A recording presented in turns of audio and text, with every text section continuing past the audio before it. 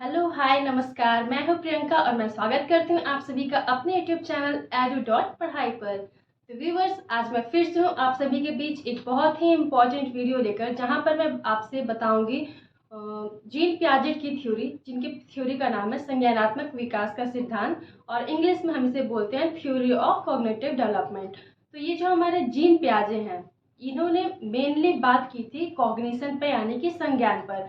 तो चलिए स्टार्ट करते हैं आज की क्लास और समझते हैं इनकी थ्योरी को।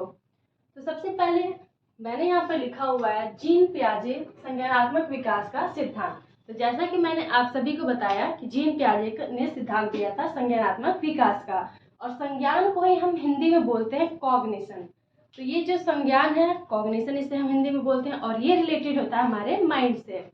तो चलिए आगे देखते हैं। ये जो हमारे जीन पियाजेट थे, जीन पियाजे थे स्विट्जरलैंड के। ये स्विट्जरलैंड के मनोवैज्ञानिक थे, यानी कि अगर ऐसा क्वेश्चन पूछा नहीं जाएगा, बट हाँ अगर आप और भी टीचिंग के अलग अलग डिफरेंट लेवल्स के एग्जाम दे रहे हो तो यहाँ ये जानना आपके लिए ज़रूरी है कि जो जीन पियाजेट थे ये हमारे स्विट्जरलैंड के निवासी थे।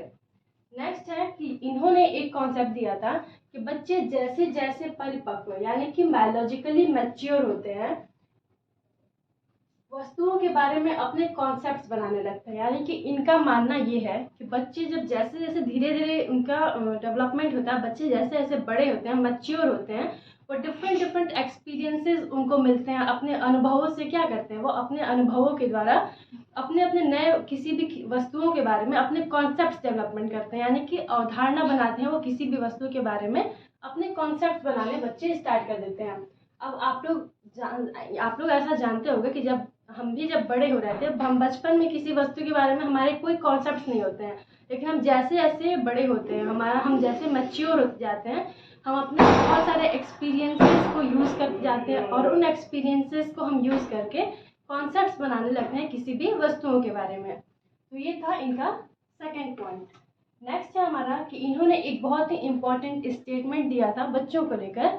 उन्होंने बच्चों के बारे में बोला था कि बच्चे नन्हे वैज्ञानिक हैं, यानी कि लिटिल साइंटिस्ट इन्होंने बोला था बच्चों को। तो इन्होंने ये स्टेटमेंट याद रखिएगा, क्योंकि पेपर में ऐसे डायरेक्ट क्वेश्चन आ जाता है कि बच्चों को नन्हे वैज्ञानिक किसने बताया है। तो वहाँ पर आप टिक करोगे कि बच्चों को नन्हे वैज्ञानिक जीन पियाजेट ने बोला है।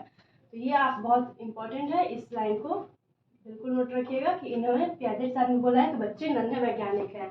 नेक्स्ट उन्होंने बच्चे के बारे में बोला है कि बच्चे अपने सिद्धांतों की रचना स्वयं करते हैं, यानी कि बच्चे जो होते हैं वो अपने अपने लिए रूल्स, अपने सिद्धांत वो खुद बनाते हैं, उनकी रचना करते हैं। नेक्स्ट है कि बच्चे सक्रिय रूप से सीखते हैं। इनका मानना था कि बच्चे जब एक्टिव होते हैं तभी वो कुछ सीखते हैं, यानी कि बच्चा जब तक किसी एक्टिविटी में इन्वॉल्व नहीं होता है, बच्चा खुद से उस वर्क को नहीं करता है, तब तक बच्चा सीख नहीं पाता है। बच्चे जितनी ज़्यादा सक्रिय रहेंगे, जितने ज़्यादा एक्टिव रहेंगे, बच्चे उतने ही अच्छा सीखेंगे, उतने अच्छे तरीके से सीखेंगे। ये स्टेटमेंट था, ऐसा मानना था हमारे जीन पियाजेट साहब का कि बच्चे सक्रिय रूप से सीखते हैं। अब ये भी एक बहुत ही इम्पोर्टेंट टर्म ये है कि बच्चों की थिंकिंग एडल्ट से प्रकार में अलग होती है। इसका मतलब ध्यान से समझिएगा कि बच्चों की थिंकिंग एडल्ट से प्रकार में अलग होती है, यानी कि जैसा आपको ऐसा लगता होगा कि जो बच्चे हैं और बड़े हैं उनमें डिफरेंस होता है कि बच्चे कम सोचते होंगे, बड़े ज़्यादा सोचते होंगे। तो ऐसा बिल्कुल भी नहीं होता है, बच्चे भी उतना ही सोचते हैं जितना कि एक एडल्ट इंसान सोचता है। हालांकि उनके सोचने के टाइप में अंतर होता है, उनके सोचने के तरीके में अंतर होता है। अगर आपसे ऐसा नहीं होता है कि जो एडल्ट सोच रहे हैं वो 20 kg की सोच रखते हैं और जो बच्चे हैं वो 2 kg की सोच रखते हैं, ऐसा बिल्कुल भी नहीं होता है।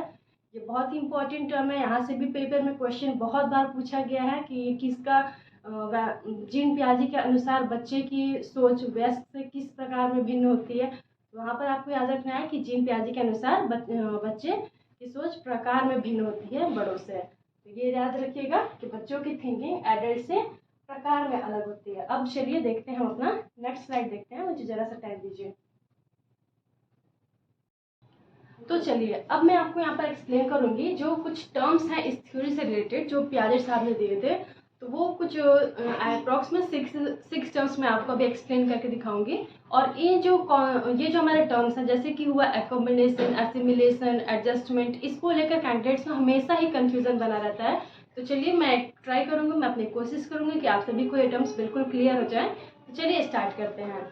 तो ये आपने लर्निंग में ये पढ़ा होगा कि जो एक चाइल्ड होता है वो अपने लाइफ टाइम हमेशा कुछ ना कुछ सीखते रहता है।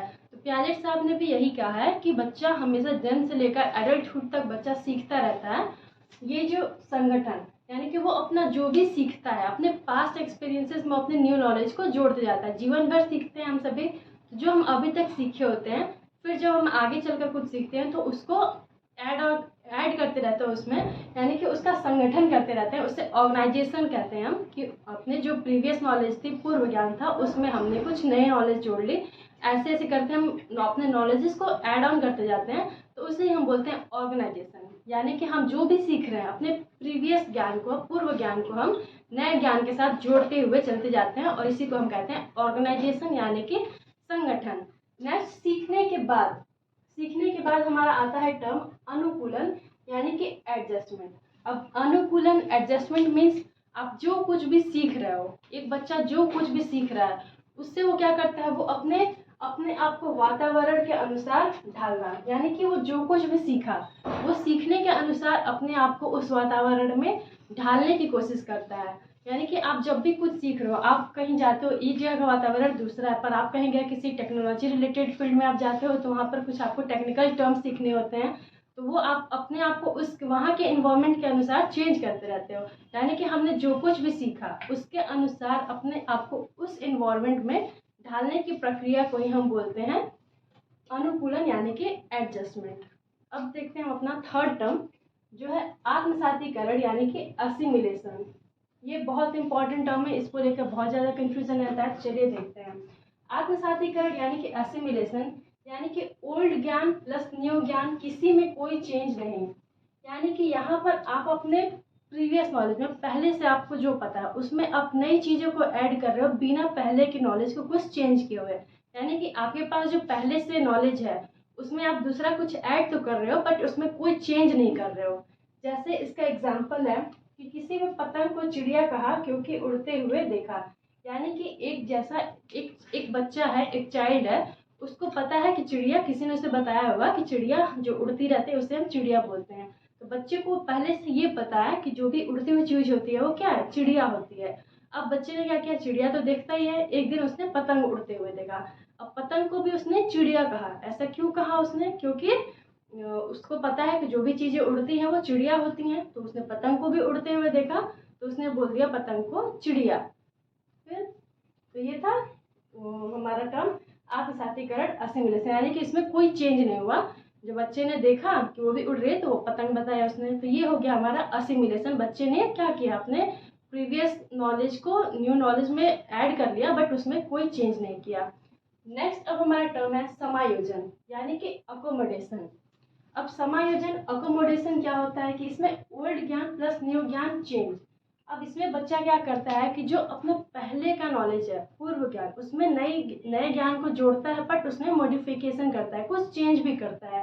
कैसे, जैसे अब उसने कहा, किसी ने बच्चे को बताया कि बच्चा जो उड़ रहा है वो पतंग, वो चिड़िया नहीं है, वो पतंग है। तो बच्चा क्या बोला, अच्छा वो जो ये डोरी वाली चिड़िया, धागे वाली चिड़िया। क्यों, क्योंकि पतंग में आप देखे होंगे एक धागा उससे जुड़ा होता है। तो बच्चा क्या समझेगा कि अच्छा नहीं नहीं ये चिड़िया है, लेकिन ये कौन सी चिड़िया, ये धागे वाली चिड़िया। तो इसमें क्या हुआ, उसने कुछ चेंज भी किया। पहले क्या कर रहा था, वो कोई चेंज नहीं कर रहा था, वो पतंग को भी चिड़िया ही बता रहा था। बट यहाँ पर वो क्या किया, अपने पूर्व ज्ञान में नए ज्ञान को जोड़ा और उसमें कुछ चेंज भी कर दिया। उसने क्या चेंज किया कि उसने बोला कि ये धागे वाली चिड़िया है या फिर डोरी वाली चिड़िया है। तो ये 4 टर्म्स थे। अब नेक्स्ट टर्म है हमारा साम्यधारण यानी कि इक्विलिब्रियम। अब इसको समझते हैं कि इक्विलिब्रियम क्या होता है। इक्विलिब्रियम होता है कि जैसे आप कोई कोई उस बच्चे के सामने कोई एडल्ट आया, उसके मदर आए, फादर आए, कोई भी उससे बड़ा आया, वो आकर उसको समझा देते हैं, उनको बता देते हैं कि बेटा ये धागे वाली चिड़िया नहीं, इसको हम पतंग बोलते हैं। यानी कि यहाँ पर क्या हुआ, बच्चा सीख गया नई चीज़ को, वहाँ पर संतुलन बन गया। अब बच्चा समझ गया कि ये पतंग है, चिड़िया दूसरी होती है, बट ये चिड़िया नहीं है, ये पतंग है। बच्चा यहाँ पर ये चीज़ को जान गया। जब कोई बड़ा आकर उसको बता दिया कि ये चिड़िया पतंग नहीं है, ये चिड़िया नहीं है, पतंग है, तो यह क्या हुआ, यहाँ पर इक्विलिब्रियम हो गया, संतुलन हो गया। नेक्स्ट हमारा टर्म है स्कीमा। स्कीमा से भी एग्जाम में बहुत क्वेश्चन देखने को मिलता है, तो ये भी आप ध्यान से समझिएगा। स्कीमा क्या होता है, स्कीमा होता है जो कुछ, इनको हम बोलते हैं शॉर्ट फॉर्म में सूचनाओं का पैकेट, यानी कि इंफॉर्मेशंस का पैकेट। अब स्कीमास बच्चे के माइंड में बहुत सारे इंफॉर्मेशंस होते हैं जो पैकेट पैकेट फॉर्म में होते हैं। तो ये है स्कीमा। अगर आपके एग्जाम में क्वेश्चन आता है कि व्हाट इज स्कीमा या फिर स्कीमा टर्म किसने दिया है, तो वहाँ पर आप टिक करेंगे पियाजेट, और पियाजेट ने दिया था ये टर्म स्कीमा, और स्कीमा मीन्स होता है सूचनाओं का पैकेट। तो ये स्कीमा मीन्स सूचनाओं का पैकेट। तो चलिए देखते हैं फिर नेक्स्ट। तो चलिए अब मैं यहाँ पर जो हमारे प्याजे साहब थे, इन्होंने दी थी 4 स्टेजेस। ठीक है, प्याजे साहब ने दी थी 4 स्टेजेस।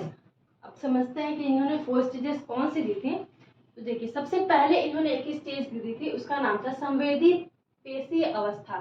सबसे फर्स्ट स्टेज थी संवेदी पेशीय अवस्था, जिसे हम इंग्लिश में बोलते हैं सेंसरी मोटर स्टेज। अब ये सेंसरी मोटर स्टेज का एज ग्रुप जो 0 वर्ष से 2 वर्ष तक के बच्चे होते हैं, यानी कि जो जब बच्चे का बर्थ होता है तब से लेकर 2 इयर्स तक के बच्चों को हम रखते हैं, प्याजे साहब रखते हैं सेंसरी मोटर स्टेज में, संवेदी पेशी अवस्था में। अब इस अवस्था के कुछ फीचर्स हैं जो बहुत ही इंपॉर्टेंट है। इनके 4 स्टेजेस को आप बहुत ही कंसंट्रेशन के साथ समझिएगा, क्योंकि यहाँ से अब क्वेश्चंस आने बिल्कुल ही तय हैं कि यहाँ से फिक्स्ड क्वेश्चन है, हर एग्जाम में इनके स्टेजेस से क्वेश्चन आते ही आते हैं। तो चलिए समझते हैं सेंसरी मोटर के फीचर्स। तो इसमें है कि बच्चा सेंस ऑर्गन से सीखेगा। सेंस ऑर्गन्स आप सबको पता होगा, सेंस ऑर्गन्स क्या होते हैं, हमारे आईज, ईयर्स, नोज, स्किन, ये सब क्या है, टंग, ये सब हमारे सेंस ऑर्गन्स होते हैं। तो बच्चा इस स्टेज में अपने सेंस ऑर्गन्स के थ्रू ही सीखता है। सेंस ऑर्गन्स अगर हिंदी में बोलते हैं तो ज्ञान इंद्रियां हम इन्हें कहते हैं। अपने ज्ञानेंद्रियों के द्वारा ही बच्चा सीखता है। जैसे आप बच्चे को अगर कुछ समझाओगे, आप बच्चे को कुछ मना करोगे करने से, बच्चा नहीं समझेगा। क्यों? क्योंकि अभी उसका ब्रेन इस लेवल तक डेवलप ही नहीं हो पाया है कि वो आपकी बात को समझ सके। वो सीखेगा कब? जब वो अपने खुद करके देखेगा। जैसे अगर कहीं पर आग जल रही हो या फिर गर्म पानी रखा हुआ हो, आप बच्चे को बहुत बार मना करोगे कि उसे मत छूना, जल जाओगे, उसे मत छूना, जल जाओगे, पर बच्चा नहीं मानेगा। क्यों? क्योंकि वो अभी उसके समझ के बाहर की चीज़ है, वो उससे समझ ही नहीं आएगा। बच्चा कब जानेगा? जब वो जाएगा, उस गर्म पानी में अपना हाथ डाल देगा, उसका हाथ जल जाएगा, तब उसे समझ में आएगा कि इसे मुझे नहीं छूना चाहिए था। कोई आग जल रही हो, जब तक बच्चा खुद से जाकर उसको छू नहीं लेगा, बच्चा नहीं मानेगा। जब छुएगा तभी उसे समझ आएगा कि नहीं नहीं, इसे नहीं छूना चाहिए था, ये तो बहुत गर्म है, मैं जल गया। तो यहाँ पर क्या होता है, बच्चे का जो सेंस ऑर्गन्स होते हैं ये ब्रेन की तरह काम करते हैं। बच्चा कुछ भी सीखता है तो अपने सेंस ऑर्गन से सीखता है, जन्म से 2 साल तक। तो ये था सेंसरी मोटर स्टेज की फीचर्स। यहाँ पर 2 चीज़ें बहुत इंपॉर्टेंट है कि बच्चा यहाँ पर इस स्टेज में किसके थ्रू सीखता है, तो वो सीखता है अपने ज्ञानेंद्रियों यानी सेंस ऑर्गन्स के थ्रू। और दूसरा चीज़ है कि ऑब्जेक्ट परमानेंस, यानी कि इसको हम हिंदी में बोलते हैं ऑब्जेक्ट परमानेंस को, वस्तु स्थायित्व। यहाँ पर क्या है कि आप जैसे बच्चे के मान लीजिए बच्चे के सामने कोई खिलौना रखा हुआ है और आप क्या किया, उसके सामने से छुपा दिए, तो बच्चा क्या करेगा, बच्चा उसको खोजता रहेगा कि वो खिलौना कहाँ गया। वहीं पर आप उसके सामने अगर दूसरा खिलौना ला दोगे तो फिर वो इस खिलौने से खेलने रहेगा। इसे हम बोलते हैं ऑब्जेक्ट परमानेंस। तो ये दोनों टर्म्स आपको याद रखना है कि सेंस ऑर्गन से बच्चा सीखता है इस टाइम पर ही, सेंसरी मोटर में, संवेदी पेशी अवस्था में, और ऑब्जेक्ट परमानेंस से भी बहुत बार क्वेश्चन आया है कि ऑब्जेक्ट परमानेंस किस स्टेज में होती है प्याजे साहब की। तो आपको ये बिल्कुल ही ध्यान रखना है कि सेंसरी मोटर स्टेज में, यानी कि संवेदी पेशी अवस्था में ही होता है हमारा ऑब्जेक्ट परमानेंस। नेक्स्ट स्टेज है इनकी पूर्व संक्रियात्मक अवस्था, यानी कि इंग्लिश में हम इन्हें बोलते हैं प्री ऑपरेशनल स्टेज। पूर्व संक्रियात्मक अवस्था यानी कि प्री ऑपरेशनल स्टेज, और इसकी एज ग्रुप होती है फ्रॉम 2 इयर्स टू 7 इयर्स, यानी कि 2 साल से 7 साल तक के बच्चे होते हैं पूर्व संक्रियात्मक अवस्था में, प्री ऑपरेशनल स्टेज में। अब बात करते हैं इस स्टेज के फीचर्स के बारे में कि इसमें क्या क्या कैरेक्टरिस्टिक्स हैं इस स्टेज के। तो चलिए देखते हैं। फर्स्ट है हमारा कि सिंबल्स का यूज करने में माहिर, यानी कि बच्चा इस टाइम पर बहुत सारे सिंबल्स का यूज करता है, सिंबल्स को यूज करने में वो माहिर होता है। जैसे उसके सामने कुछ चीज नहीं भी है, कोई चीज नहीं भी है, बट उसने उसको पहले देखा होता है, तो क्या करता है, वो उसकी इमेज अपने माइंड में सेट कर लेता है। यहाँ पर वो बहुत सारे इमेजेस अपने माइंड में क्रिएट करता है, सिंबल्स यूज करता है। जैसे कि कुत्ते की भौं भौं सुनकर कुत्ते की इमेज, कुत्ते की आवाज़ उसने सुनी, कुत्ते की भौं भौं की आवाज़ आ रही है, बट उसने कुत्ते को पहले से देखा हुआ है, तो क्या होगा, उसके माइंड में तुरंत कुत्ते की इमेज आ जाएगी कि कुत्ता ऐसा होता है, कुत्ता है। उसके सामने कोई कुत्ता नहीं है, बट उसने सिर्फ आवाज़ सुनकर अपने मन में इमेज बना ली कि कुत्ता ऐसा होता है। नेक्स्ट है हमारा जीववाद। ये भी बहुत इंपॉर्टेंट है। ये जितने भी मैं यहाँ पर आपको बता रही हूँ, जितने भी पॉइंट्स, इनको मैं बोलूँगी कि आप अपनी नोटबुक निकालिए और इसमें मैं नोट करने का भी तरीका आपको बता दूँ। आप जैसे हेडिंग डालिए स्टेजेस ऑफ डेवलपमेंट बाय पियाजे, उसमें ऊपर लिखिए हेडिंग लिखिए सेंसरी मोटर, और उसके नीचे आप नोट डाउन करिए यहाँ पर कि सेंस ऑर्गन्स के थ्रू सीखता है। नेक्स्ट ऑब्जेक्ट परमानेंस, ये 2 चीज़ आप लिख लीजिए सेंसरी मोटर में। नेक्स्ट हेडिंग लिखिए पूर्व संक्रियात्मक अवस्था यानी कि प्री ऑपरेशनल, और इसमें पॉइंट वाइज अपने आंसर लिखते जाइए। पॉइंट लिखिए कि सिंबल्स का यूज़। नेक्स्ट लीजिए जीववाद यानी कि एनिमिज्म, और इसके बाद मैं जो जो पॉइंट्स आपको बताती हूँ आप सब उन पॉइंट्स को नोट डाउन करते जाइए। इससे क्या होगा कि इससे आपको एग्जामिनेशन टाइम में रिवीजन करने में बहुत ही इजी रहेगा। आप कंफ्यूज नहीं होगे कि कौन सा जो कैरेक्टरिस्टिक था किस स्टेज में था, वो आपके आइज के सामने रहेगा। आप क्विक रिवीजन ले सकते हो एग्जामिनेशन टाइम में, क्योंकि यहाँ से क्वेश्चन आने बिल्कुल ही फिक्स हैं। आप एग्जाम देके उसके बाद मुझसे कमेंट करिएगा कि क्वेश्चन आए थे या नहीं आए थे। चलिए थर्ड हम बात करते हैं कि अहम केंद्रित, यानी कि बच्चा क्या होता है यहाँ पर खुद को सेंटर में रखता है, अपने आप को सेंटर में रख कर वो सारी चीज़ों को देखता है। जैसे कि बच्चा अगर चल रहा होता है तो क्या करता है, बच्चे को लगता है कि जो स्काई में देखता है तो सूरज हो या चंदा हो जो भी हो, बच्चे जब चलते हैं तो उन्हें लगता है कि सूरज या फिर चंदा जो भी है वो उनके साथ साथ चल रहा हो। ऐसा लगता है जब चलते हैं बच्चे तो उनको लगता है कि सूरज चंदा साथ में चल रहे हैं। उसको क्या लगता है कि सारी चीज़ें सेंटर में मैं चल रहा हूँ तो मेरे साथ सूरज और चंदा भी मेरे साथ चल रहे हैं। वो जो सोच लेगा वही सही है, आप उसे कितना भी समझाओगे वो नहीं समझेगा। वो खुद को केंद्र में रखता है, यहाँ पर केंद्रता बहुत ज़्यादा होती है, इसीलिए इसको कहते हैं अहम केंद्रित यानी कि ईगोसेंट्रिस्ट। पूरे संसार का सेंटर मैं सब मेरे इर्द गिर्द सूरज चांद साथ चलते हैं, यानी कि जो भी है वो सिर्फ अपने तक ही है। मैं ही सेंटर हूँ, मुझे ही सब देख रहे हैं, मेरे बारे में सब सोच रहे हैं, मैं जो कह रहा हूँ वही सही है। ये सब थिंकिंग होती है इस स्टेज में, प्री ऑपरेशनल स्टेज में। फ्रॉम 2 ईयर्स टू 7 ईयर्स तक के बच्चों में ये सारे कैरेक्टरिस्टिक पियाजे साहब ने दिए हैं। फोर्थ पॉइंट हमारा केंद्रीकरण यानी कि सेंट्रलाइजेशन। अब क्या होता है, बच्चे के सामने जो भी चीज होती है उसको वो केंद्र में रखता है, केंद्र सेंट्रलाइजेशन ये होता है। फिफ्थ है इलॉजिकल थिंकिंग, यानी कि यहाँ पर बच्चा क्या होता है, इलॉजिकल थिंकिंग बच्चा करता है। तार्किक सोच अभी बच्चे के मन में नहीं आई होती है, वो अतार्किक सोच होती है उसकी। जैसे कोई किसी भी चीज को वो तर्क देगा बट वो जो उसका रीजन रहेगा वो जेन्युइन नहीं रहेगा, वो इलॉजिकल ही वहाँ पर रहता है। नेक्स्ट है हमारा थर्ड स्टेज जो है मूर्त संक्रियात्मक यानी कि कॉन्क्रीट ऑपरेशनल स्टेज। अब ये कॉन्क्रीट ऑपरेशनल स्टेज, इसका जो स्टेज है ये है फ्रॉम 7 ईयर्स टू 11 ईयर्स तक के बच्चे होते हैं कॉन्क्रीट ऑपरेशनल स्टेज में, फ्रॉम 7 ईयर्स टू 11 ईयर्स। अब इसमें कौन कौन से कैरेक्टरिस्टिक्स हैं उनके देखते हैं। तो यहाँ पर मैंने लिखा हुआ है सामने रखी वस्तु पर लॉजिकल चिंतन, यानी कि अब बच्चे के सामने जो भी एक वस्तु रखी होगी, कोई थिंग है जो बच्चे के सामने रखी है, उसके बारे में बच्चा लॉजिकल थिंकिंग दे सकता है। उसके अंदर अब लॉजिक आ चुका है, वो तार्किक सोच सकता है। तो वो क्या करेगा, कोई भी वस्तु जो उसके सामने रखी है उसके बारे में वो तार्किक रूप से सोच सकता है, लॉजिकली वो थिंक कर सकता है। यहाँ से इसके पहले वाले स्टेज में यहाँ पे बच्चे के अंदर लॉजिकल थिंकिंग नहीं थी, बट थर्ड स्टेज में बच्चे के अंदर क्या है, लॉजिकल थिंकिंग आ चुकी है। वो वहाँ से किसी भी चीज़ के बारे में लॉजिकली थिंकिंग कर सकता है। नेक्स्ट है पलटावली यानी कि रिवर्सिबिलिटी। अब पलटावली यानी रिवर्सिबिलिटी का मतलब होता है कि जैसे आप बच्चे को अगर आप कुछ मैथमेटिक्स सिखा रहे हो तो आपने उसे सिखाया 2 + 3 = 5। तब ये बच्चा ये समझ गया कि 3 + 2 = 5, तो फिर ये भी समझ जाएगा कि 5 - 3 = 2। ये क्या है, रिवर्सिबिलिटी आ गया। जिस तरह से 2 + 3 5 होगा वैसे 5 - 3 = 2 भी होगा। इसकी सोच बच्चे में आ जाती है इस स्टेज में।